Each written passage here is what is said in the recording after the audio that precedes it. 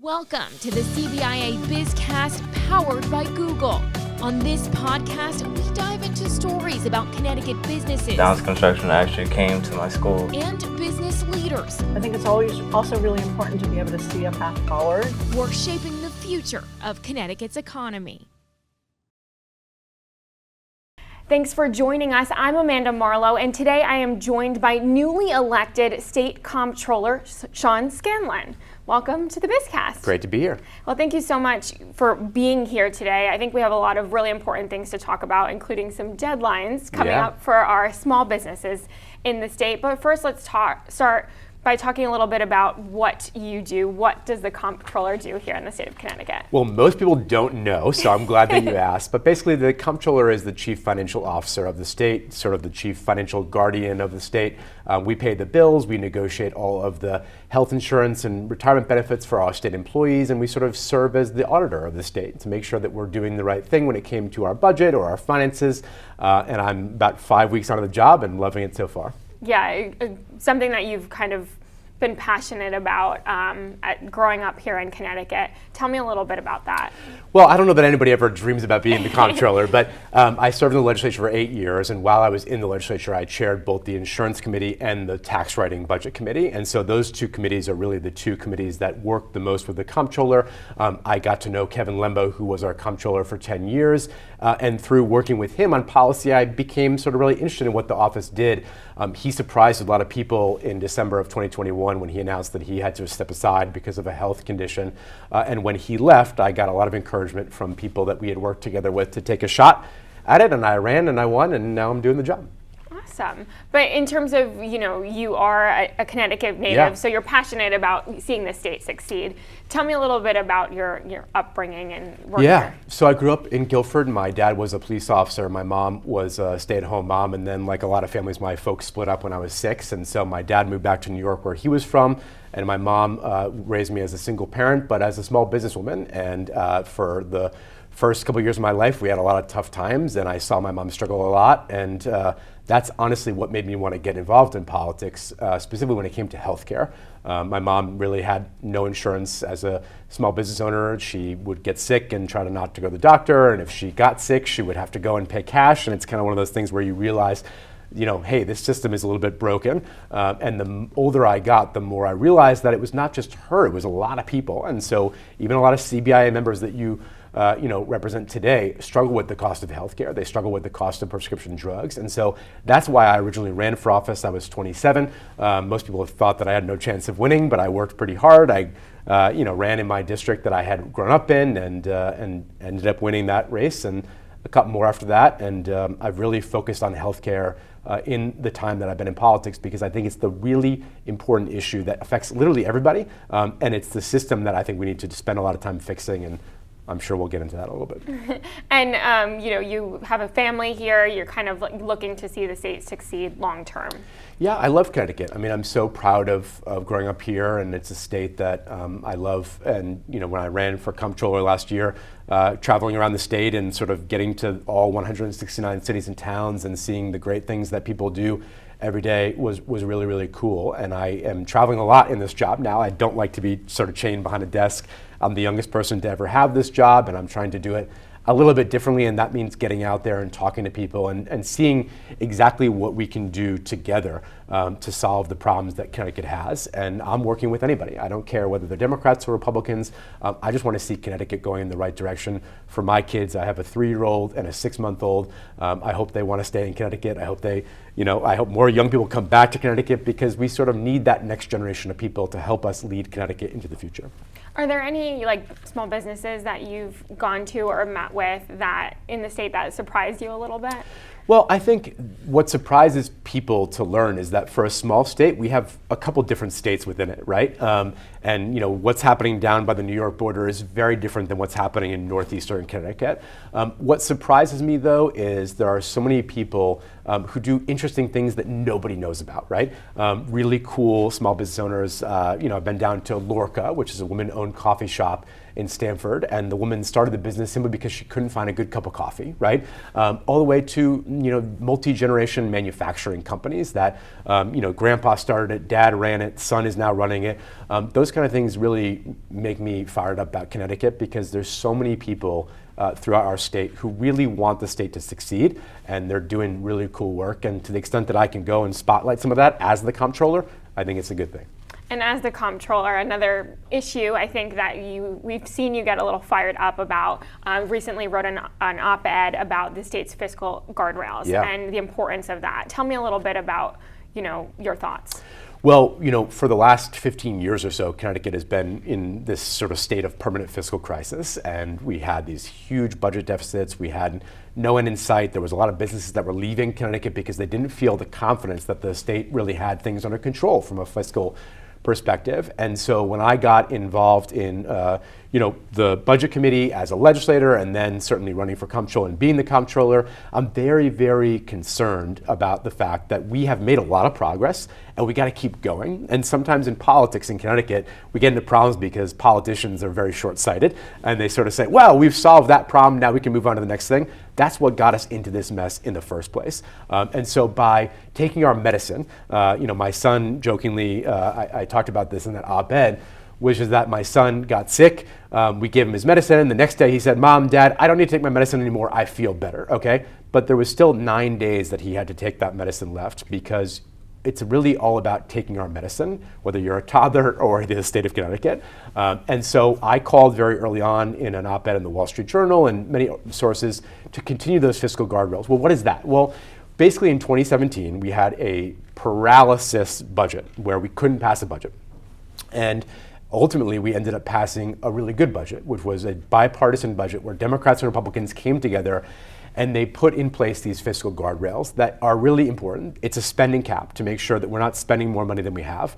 It's a revenue cap to make sure that the percentage of money that we are spending is not over what we're bringing in for revenue. But the third and most important one, and the wonkiest one of all, is this volatility cap. Basically the idea that Connecticut is very reliant on volatile revenue. So we have a lot of people that work on Wall Street but live in Connecticut. And when things are going well on the market, we bring in a lot of money. When things are not going great on the market, we don't. And so what my predecessor, Kevin Lembo, suggested back in 2015 and 2016 was that we should save some of that money when things are going well, so that when things don't go well, we don't have to do this boom or bust budget cycle. And that budget put that volatility cap in place, which was great. And for 5 years, we've now had 5 consecutive years of budget surpluses. We have the biggest rainy day fund in the history of Connecticut at $3.3 billion.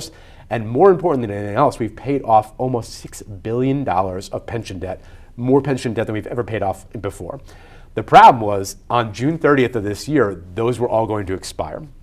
And I worked with the governor to call for 10 more years of those fiscal guardrails to make sure that we don't stop what's working and we keep that going. And I'm proud to say that just last week, the legislature actually voted to authorize that 10 more years of that. And I think that that fiscal progress will continue because the fiscal guardrails are still in place. And with that stability, there's more that the state can do in other areas. Businesses that can rely on. Yeah, I mean, the fact that the governor is able to propose a budget in which he is actually talking about passing the largest tax cut in the history of the state, doing things that are important to CBIA, like looking at the pass-through entity tax and things that we know that can keep the economy going in the right direction and sort of jumpstart the economy. All that is possible because we are now in this historically good position that we've not been in probably my entire lifetime at the age of 36, okay? So I think it's really important for people to know that are watching this to say, hey, I know that we had some rough years in Connecticut. I know that things weren't so great for a while, but we worked together, Democrat and Republican, to turn the state around. And I'm confident, especially with these 10 years of guardrails, that we can see a decade of true economic growth, which we desperately need here in Connecticut. And I'm sure the businesses that are watching this really want to see. And in terms of the businesses as well, it's been some time now that you guys announced the MyCTSavings program. Yeah. Tell us a little bit about that program, and then we'll talk about the deadline for businesses. So when I think about this program, I think about my mom, right? My mom didn't have health insurance, as I talked about earlier, but she definitely didn't have retirement either. And as a result of that, she was never able to offer herself or her employees at her small business an opportunity to save for the future.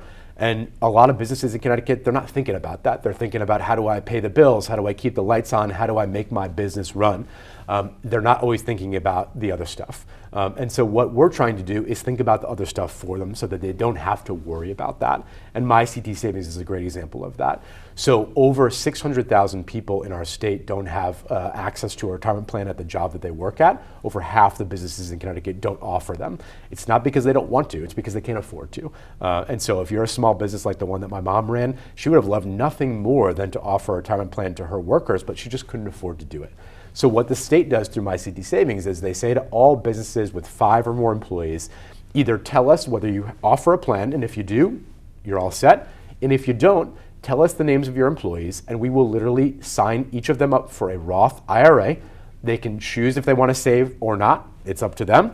And all you need to do is then, if they want it, to add it to a payroll deduction for them. So you call ADP, you call your payroll department, and they literally just add a deduction onto your employees' weekly payroll or biweekly payroll, and that's it. That's it. And so I've been traveling the state because March 30th is a deadline for all businesses with less than 25 employees to tell us whether they offer it or they don't. And if they don't, it's very quick, it's very easy, and most importantly, it's free. And so traveling the state, trying to talk to folks about this, going to different kinds of businesses to learn about what matters to them. And I'm really excited to say that for most of the businesses I talk to, almost every single one of them has had a positive experience with this.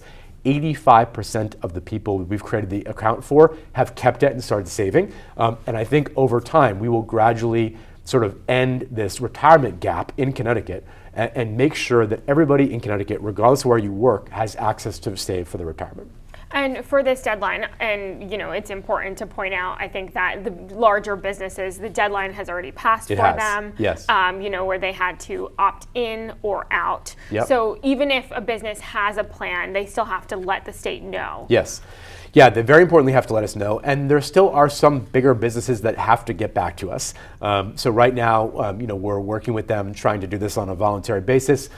This program was passed back in 2016, but it kind of was stifled for a while. And then 2 years ago, they actually put it under the direction of the Comptroller's office. So we've built a good team. We have a great partner, InvestWell, that does all the investing for us. And they do this in a couple other states. There's 6 other states that do this right now. And there's a bill going through the legislature that would enable me to work with other small states in New England to sort of piggyback off of the savings that we're already doing right now to grow our portfolio and help our businesses that we're helping right now. So if we can add Rhode Island and other states that are smaller, that don't have their own programs right now but want to buy into it, the more the merrier, the larger our fund is. And I think that we've just crossed a really important threshold of $2 million of assets in this program. And I think we're going to continue to see that grow. But March 30th is the deadline, and people have to know that they have to reach out to us, which they can do very easily by contacting us at myctsavings.com. And everything should be, all communications will be coming directly from your office. Yeah, they've gotten letters from us. I'm on the road trying to sell this thing. I literally went and learned how to make a pizza in Hartford the other day to try to promote MyCTSavings, and a guy in the north end of Hartford taught me how to make a pizza. And I'm traveling the state just trying to raise awareness about this. But most importantly, I think a lot of small business owners, they got a lot going on. They can't really necessarily pay attention to all this. I'm trying to make this easy for them. And the most important thing is it's free. It doesn't cost them anything. And that's a change for most businesses. When they see the government showing up, they're usually like, oh God, what's this going to mean for me? What this means for them is that they can help their employees by working with us to help them. And what services do you provide to kind of help the employees navigate that, right? Because normally it comes from your HR. Yeah. They're sitting down talking to you about what your plans are. Yeah. What administrative task is it for these small businesses? Well, for us, it's really, there is no administrative task. They just have to tell their employees that they're doing this, and then the employee makes the choice of whether they want to start saving or not. We then give them the financial tools and the literacy that they need to actually know what that Roth IRA is and how it works. But for us, it's all about starting conversations, and people then have to make a choice of whether they want to use it or not. Like I said, 85% of people do keep it, which is great. But we want to make sure we give people the tools that they need to succeed. A lot of people in our state just don't know anything about this. It's sort of daunting, right? They don't know how to begin saving. They don't know how much they need to save. They don't know how it works. We give them the tools to do that and hopefully get a lot of people on a path to retirement success. And what's the biggest thing from business owners that you're hearing, that they just weren't aware of it, or? Yeah. They don't know about it, and they haven't heard about it, and they're busy and they got stacks of letters that pile up, and they're trying to just make sure that they're meeting their payroll and getting what they need to do on a weekly basis. That's why we want to make this easier for them. That's why we're trying to spread the word about this and get out there and really talk to folks to let them know, number one, it's easy, but number two, if they have questions, they can always call us at the Comptroller's office, or they can visit MyCTSavings and really find the answers to their questions. So I think you kind of just answered my question, but if right now I'm a small business owner, I'm listening, seeing this deadline, but those papers have crossed my desk. Yeah. What should I do? Go to MyCTSavings.com, call the number on there, call me. My number is on my website. It's osc.ct.gov. You can find me pretty easily on social media. I'm trying, as I said, to do this job a little bit differently, and my staff will probably kill me for saying this, but you can email me directly on that website. You can call me directly on that website, and I will respond to you and connect you to the right people, and we'll get you connected to the people that can help you get your people helped. And obviously the deadline has passed for some of our medium and larger businesses. If they haven't enrolled, it's also time to pick up. It's never too late to start saving. It's never too late to work with us, and we will help your businesses. Now, a lot of the larger businesses, they do offer these plans because they can afford to do that. That's great. The biggest set of businesses that we're focused on right now, almost 18,000 businesses are in this wave. And so a lot of our attention right now is focused on those small businesses.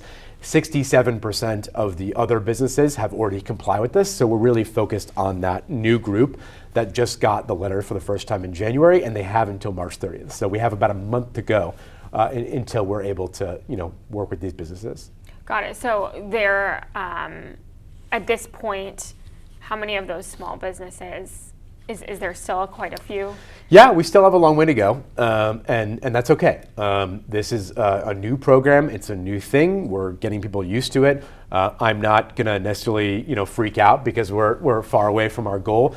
It's about hitting goals. This is what we do in the business sector. It's what we have to do in the private sector. Is we need to set goals, build a good team, focus our attention on what we need to do, and figure out how we're going to work together to hit that goal. And I'm confident that we're going to get there. But I'm doing everything I can to spread the word, and appreciate you all helping out with that. Will there be penalties?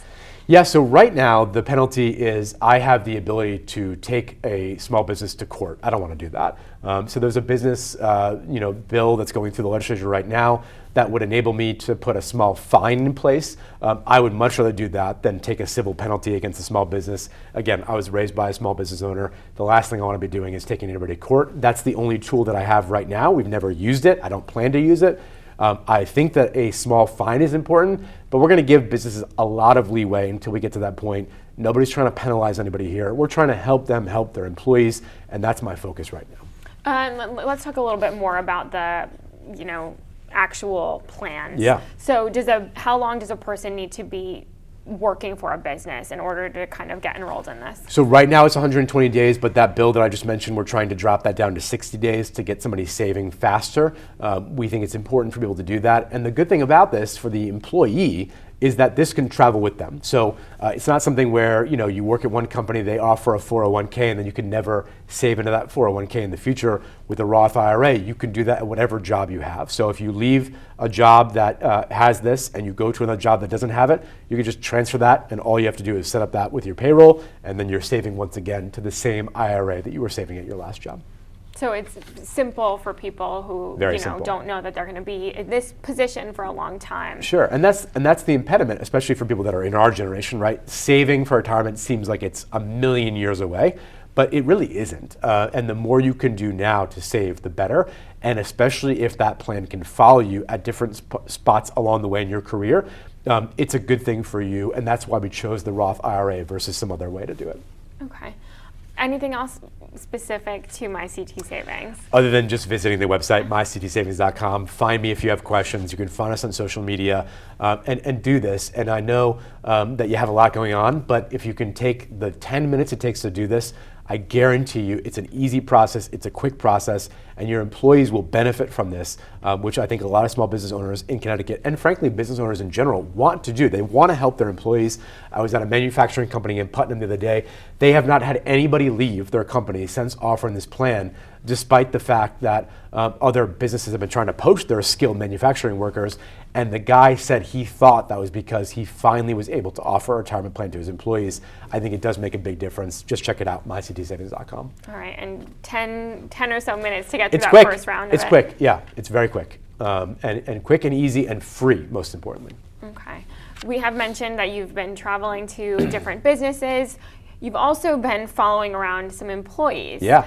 Tell me about that. So as the Comptroller, I do a lot of different things, but I really am sort of the administrator for all the state employees. And there's about 60,000 people we pay every 2 weeks. And I thought that rather than being the guy that just signs somebody's paycheck and doesn't know what they do, what kind of business owner would be doing that, right? Nobody that works for somebody that's in your businesses doesn't know what the person they're signing does, that they're checked. So I've been going out and shadowing different state employees every month. I've only been in my job for 2 months, so my first month, I went to the State Police Academy in Connecticut and shadowed our recruit class that was in the 13th week of going through our police academy, and then spent the afternoon with the state trooper on the highway in Connecticut and really learned a lot about what they do. And it's very cool to see the next generation of people who want to step up and help Connecticut. And I'm not sure that I could have made it through the police academy, but I'm glad that they're doing it, and it was really cool to see what they do.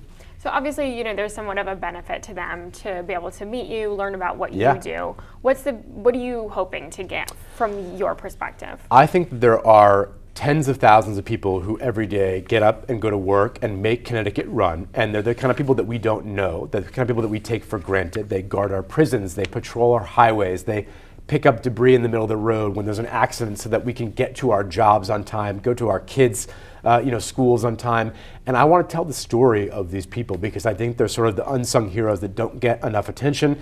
And if I can shadow them for a day and learn what they do and help tell their story, I think it's a good thing. But I'm also going to private sector businesses too. I'm not just shadowing state employees, having a lot of fun checking out some of our great companies here in Connecticut. I went to ESPN for the first time, which is a huge employer in Connecticut. I'm visiting hospitals. Even later today, I'm going to a hospital in Connecticut, really trying to understand what makes Connecticut work and what can government do to make Connecticut work better or make them do their job easier. And for a long time, I think government has not taken that approach. And as the new Comptroller, I'm trying to make sure we do everything we can to sort of get out of the way when we need to and help where we can. And that's what I'm committed to doing as the Comptroller for the next 4 years. What's the biggest thing, obviously you represented one area of the state for a long time, so you were focused on those residents with, an overall general picture. Yeah. But now that you're traveling to different regions, you mentioned before, you feel like there's little states. Yeah. What do you think is something that that you're finding that these areas have in common, but also kind of the biggest difference that can be an obstacle? Well, I think Connecticut's trying to figure out what state we want to be, right? For a long time, we were the industrial center of the world. We were manufacturing, we were doing things, and there's a lot of communities in Connecticut all over the state that were these huge manufacturing hubs that the factories are gone, those jobs are now changed. And we need to figure out as a state what kind of state we're going to be. There's a lot of growth in places like New Haven when it comes to biotech, things that are the next generation of jobs.